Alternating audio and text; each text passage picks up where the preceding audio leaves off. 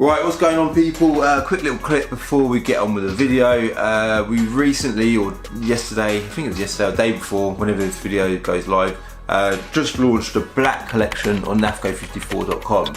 And the black collection is simple as, come up a bit closer, it's a black logo on a black garment, and we're doing sweaters, hoodies and t-shirts, I think. And it's just a bit more of a classy look, so if you're going out on a night out or whatever, it's just a bit more of a cleaner, classy look. And I'll show you the classic stuff. You can see that I wear this a lot, as you already know in my videos. That's the classic logo, and the black collection is just the same thing but black. But also this stuff is all back in stock as well. So we've got the classic sweaters, and we've now announced that we've got the bomber jackets as well, which has got the old orange inside, which is what the original bombers had, and you've got like a cuff bottom, zip pocket on the arm, and then on the back you've got a nice big bold coloured classic logo. Alright, so that's it really.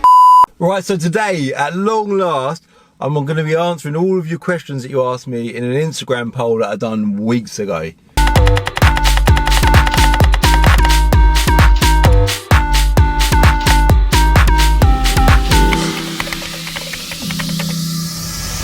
Okay, so welcome to another video. It is a Diary of a Car Trader episode, but today, well, I suppose we will be talking a lot about the car trade. But today, my plan for today's video, get your words out, Cal, is to answer all of the questions that you asked me in a poll that I done on my Instagram a few weeks ago. Now, I'm sorry this has taken so long to get it filmed, but it's actually a really easy one to film. It's just literally sit here in a car and answer questions. It ain't too difficult, but I've genuinely been so bloody busy, and I've been filming other stuff that it's just been kept getting put off. But it's been a video that I've been looking forward to doing. So so what I've done is I've got all the questions up on my screen on my phone now. I'll do a screen recording so you can see what it is. And I did look at these a lot of these questions when they came in a couple of weeks ago, but I've not gone back and looked at them today. So this is all going to be not new, but very fresh to me. So what I'll do is I'll just flick through them and I'll answer them as I go. Yeah, we'll just do it like that. So, by the way, I'm currently sat in a BMW 340i that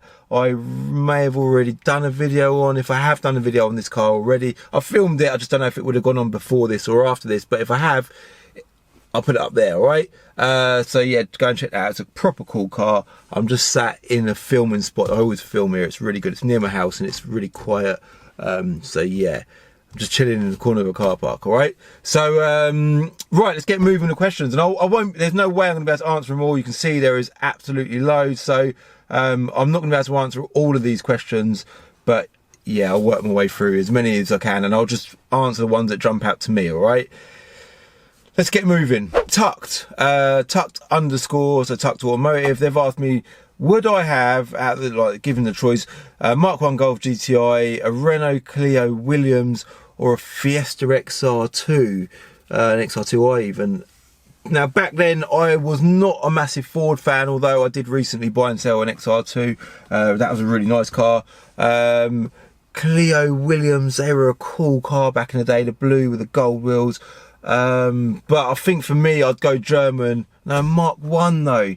See, if it was a Mark 2 GTI, which I think it should be, I'm going to go with Mark 2 Golf GTI, because I think that was more like the same era as the XR2 and the Clio Williams, yeah, because that was like early 90s, yeah, is that fair? So Mark 2 Golf GTI, but if it was a Mark 1, I would probably go for the Clio, all right?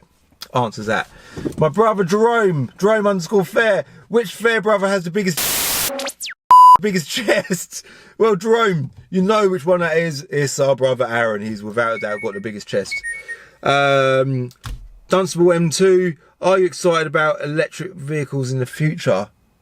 I'm definitely not excited about electric vehicles, but I just know that that's the way the car market's going to go. So yeah, I'm definitely going to always want to have a petrol engine sound in my life. I don't know how things are going to go with the car market, but no, I'm not excited about it. I'm a bit like, I'm not scared is the wrong word, a bit skeptical of the whole electric car market. Yeah, it's a bit of a funny one for me for two reasons. One, I'm a petrol head, so I love petrol engine cars, and two, I'm a car trader, so it's going to affect my business a little bit. Probably not negatively, because I'll just adjust what I buy, but yeah, electric cars, Anyway, Martin_Hartley. Now, Martin's asked, how do you stay so positive? I've been in the motor trade for over 20 years and it isn't always easy. Very, very good point. And you know what? There's a lot of these questions are car trade related questions. Now, I'm very lucky that I entered into my business with my brother Leon, and we literally share everything. We share the bills, share the money, share the stress, and share the responsibility. Now, with the car trade, or any business really, but specifically the car trade, there is a lot of pressure from so many different angles. You've got tax, VAT, you've got bills, you know, Auto Trader, eBay, rent, rates, and there's so much on your case. And then on top of that, you've got customers and trading standards as well. You've got to keep all of these things on side. You can't hide from any of them. You've got to pay all your bills, keep the trading standards on side, keep your customers on side. It's a battle. Trust me, it's a battle. So I understand that you've found it tough, Martin, but I think my key really is doing it with my brother, doing it with someone that you can bounce off and work alongside. I think that's really important. So that answers it for me. But again, I mentioned in a previous video that I am going to create some kind of a support group for car traders. I've got a lot of plans for that, so just look out for that in the coming future. I will be creating something that us as car traders can all get together in. I won't go into too much detail, but I'm glad you said that. I've got some ideas for that kind of thing. All right. Again, another car trade related question. So this is probably the most common question that I get asked now, and I'm not going to go into too much detail on this because I want to do a whole video on it. Lam 0 NT 93, so Lamont 93, okay? The O is a 0 in this case. How do you source and sell your cars, and how have you been so successful? So, in a nutshell, how do we start off in the car trade? Started off in the car trade a few years ago with me and Leon at a car showroom. Oh, see, it didn't really start there. So me and Leon have always bought and sold cars, and we've done it as a sideline. We've then done it as a full-time business, done it as a sideline, and sort of come on in and out of it. I was, like I say, a lot in the building trade. My brother was actually an estate agent, and when the recession hit in 2008, we was kind of forced into not being in the housing market anymore. Like me as a builder, hardly any work. He was an estate agent, hardly any work. So we got really full into the cars. But then our journey actually started with washing cars. You know, we started hand car washes. That's where we started, cleaning cars. And we used to buy cars off customers, clean them up, sell them at the side of the car wash. And it kind of just started from there. So our success really has been keeping on it. Like I say that all the time, on it, hashtag on it. It's so, like, it sounds ridiculous, but me and Leon, we didn't do well in school. I'm not going to claim that I'm the most clever bloke on the planet, because I'm definitely not, but I think the key for me and him, how we've succeeded so well, so much even, is from being on it. There's nothing other than motivation. When I get up in the morning, I set an alarm, I get straight out of bed, I go to the gym, I'm here filming all the time, I'm editing, I don't go to, like, in the evenings, I'm editing, I'm working, constantly on it. There's no stopping us. So I think the key to success, in my opinion, is just keep on it. All right, but like I say, I will be doing a video on how to get into the car trade. It's something that I really want to touch on, and I will talk about my whole journey through the car trade. All right. Another one asking about how did I get into the car trade. So Andy K7_ has asked me, so behind the scenes, what's your normal daily routine, okay, from start to finish? So I pretty much go to the gym every day. Now, I'm not a big gym fanatic. I'm not like absolutely ripped and got loads of muscles or nothing, but I do see the gym as like quite an important part of keeping mentally well. You know, I want to keep fit and healthy. I'm 31 years old, which ain't old, but it ain't young anymore.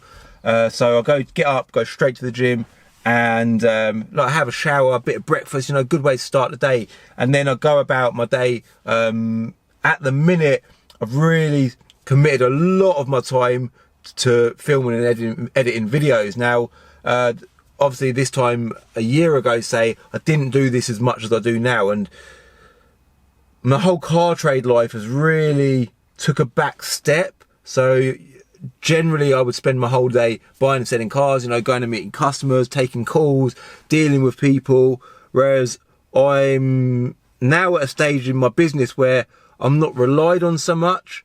So I kind of just get involved with the nice bits, like picking up BMW 340i's, and I spend a lot of time filming and editing. Like, being a YouTuber, trust me, it's not something you can do half-heartedly. It is something that takes a hell of a lot of time, a hell of a lot of commitment, and a massive amount of effort and knowledge, and even cost of money. You know, you've got to commit yourself to it. So I really have put a lot of time, or I do put a lot of time right now into making videos. So, and I'm only doing 2 a week, so you can imagine some of these YouTubers are doing daily videos.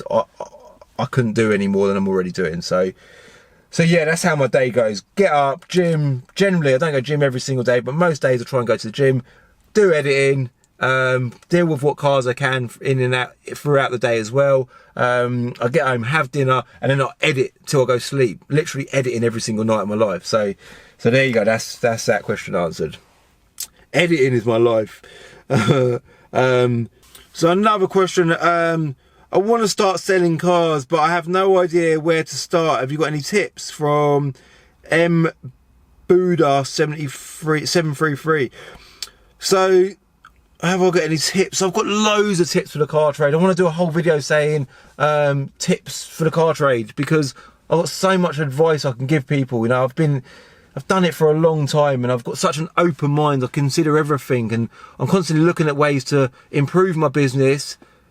I'm not really a big money saver. I don't really look at, some people look at really watching their pennies. I'm not really one of them, but I do really look at how I can maximize what we earn. So, but on any stage of the way, I think the key is really be careful with how you spend. Keep your overheads down, because with the car trade, overheads can swallow the whole business up. I'm telling you, overheads in this business are massive. All right, so be careful about that, and start small. Like with anything, you know, if you go to the gym and you want to get in good shape, start off small. Start off with small weights and a simple diet plan, and just simple things like that. And I treat everything I do in life like that. Just step into it nicely. Buy one car. If you don't do well in your first car, don't let that bother you. Don't get disheartened with it. Just keep going, and you will it does pay off. I promise you, it will pay off. And we've been doing it now for like over 10 years, so we've kind of done the whole building thing, and we're now in a routine of just trying to grow it. It's going really well. We've built up a name for ourselves. We're just trying to grow the business as best we can. All right, so I think the key there is just start off small and work your way up, and be careful with how you spend your money. Be safe bets, play safe bets, you know. But I'll do a whole video on that at some point. I think that's what I need to do. Pictures, Yorkshire, Yorkshire, not Yorkshire. Love your content. What jobs did you have before the car trade, and how did you make the transition? So I've just answered this basically. Building trade, went to college, was a carpenter, and didn't really get into it. I loved the building trade, was not a passionate carpenter at all. But I did go to college and to get, I think, MVQ level 2. But after that, I was a locksmith. I've done locksmithing for a long time. Absolutely love locksmithing. If you're not cut out for the car trade and you want to do something completely different, I highly recommend being a locksmith. That's a cool trade. Then we got into washing cars, and then I ventured into the car trade. What's your favourite Vauxhall of all time? Now, when I passed my test, I actually, I think one of the questions in here is, what was my first car? My first car was a Vauxhall Calibra 2-litre 16-valve Ecotec, which was not the preferred one. The red top was the preferred one. But so I was, at that time in my life, I was a big Vauxhall fan. They were a big thing, and they were an affordable car that were pretty good. Vauxhall have always been good cars. They're not like German cars, I suppose, but they are a good entry-level car. And my favourite Vauxhall of all time, I mean, back then, an Astra GTE was a lovely car. In fact, the first car that me and Leon bought and sold was an Astra GTE 16-valve. But so I would say that's probably my favourite. The Lotus Colton, I know that's a Lotus, but it is a Vauxhall built car. That's without a doubt. We've had one of them as well. That's a seriously special car. But a car that I really like, that is maybe a random thing, I don't know, but a car that I absolutely love, and I love the way they drive, is excuse me, is a Vauxhall Astra VXR Nürburgring. And the reason why I like them, because I love the way the VXR drives in general. I even like, of course, the VXRs, you know, I'm a big fan of them. But yeah, Nürburgring Astra VXRs, I don't know, they look good, they drive amazing, they sound phenomenal. I love the whole the white thing and the white wheels and the checkered flag up the bonnet. I think they're just cool cars. So yeah, random question, but yeah, Vauxhall, cool cars. Favourite Vauxhall, Astra VXR Nürburgring, I think that's the first one that sprung to mind anyway. Would you recommend going into the car trade? Now, this is an interesting question from Tobster_W, Tobster. Would I recommend it? I mean, I would recommend, this is my answer to this question. What I would always recommend to anybody, right, is to just do what you love. Generally, if you do what you love, like I said earlier, I edit every single night of my life, okay? If I am not out, like some evenings I'll go out with my missus or whatever, I go out with my brothers. Other than that, if I'm not out, I'm at home, I'm editing, yeah? And it ain't stressful, it ain't a chore, I love it. And like, I love trading with cars as well, I absolutely love it. I'm massively torn with what to do with my time in a minute, because I love doing car trading, I love making videos. It's really difficult tying both in, but I would always just recommend doing what you love. My missus, she's got, she does like fillers and Botox and that type of thing. And she's very busy doing it because she's passionate about it. And I really encourage her to keep going with it because she loves it. And I think I would recommend you do what you love. Don't just watch me and think, oh, Calvin's a car trader, he's doing well, so I want to do that. I wouldn't recommend just replicating what someone else is doing. I would look at doing what suits you. Now, if you feel like you've got a passion for being a car trader, then definitely get into it, because you will create a good thing for yourself. You'll enjoy your life, and it's a cool lifestyle as well. You know, you're in and out of different cars, you've got quite a bit of freedom, you have a lot of pressure 7 days a week, but you do get a lot of your own time as well. So yeah, I think based on that, if you're passionate about it, definitely I would recommend that you get into the car trade. So, because I've got asked so many questions, I've decided to do a part 2 of the Q&A, which I'm going to upload tomorrow at 5 PM. In the next episode of Diary of a Car Trader, Aaron Coville, what's the most expensive car you've ever bought? How much do you miss the GTR? How do you afford all these cars? Lewis Richards 188.